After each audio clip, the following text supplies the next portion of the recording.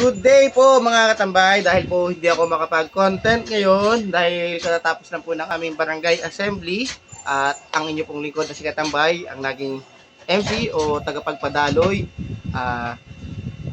Magpapapremyo na lang po muna ako ngayon ng 100 Gcash. So, ipapakita ko po muna after ko magsalita yung proof do sa nanalo ng 100 Gcash na nanalo si Adelaida. Yun po yung papremyo ni Claudio kung nare-recall nyo nung nakaraan. Tapos yung po sa pahula ko, yung nakaganon po, ang sagot po doon piso. May nakatama, tapos nag-share. Tapos siningi ko yung GCash number niya ni shoutout sa'yo, DGT Pusoy.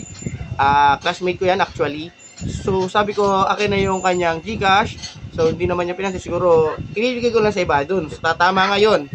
So next, watch nyo mabuti yung video na ipi-play ko kasi baka nandun yung tanong ko. Kaya panoorin nyo mabuti itong video yung ipi-play ko. At good luck sa mananalo.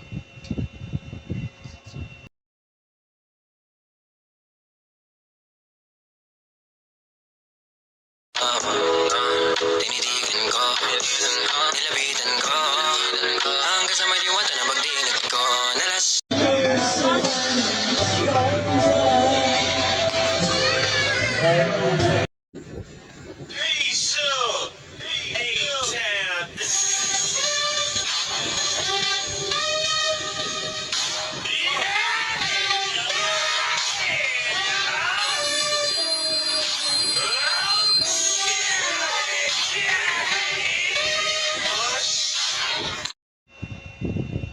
Ang tanong, kailan ang birthday?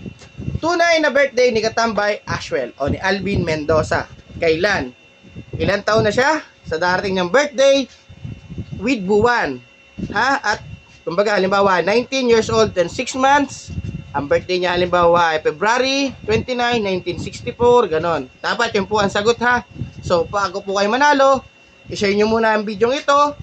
Then yung di pa nakapollow, follow and pa-subscribe na rin po sa aking YouTube account. Ayan po, Alvin Mendoza. Thank you po. God bless.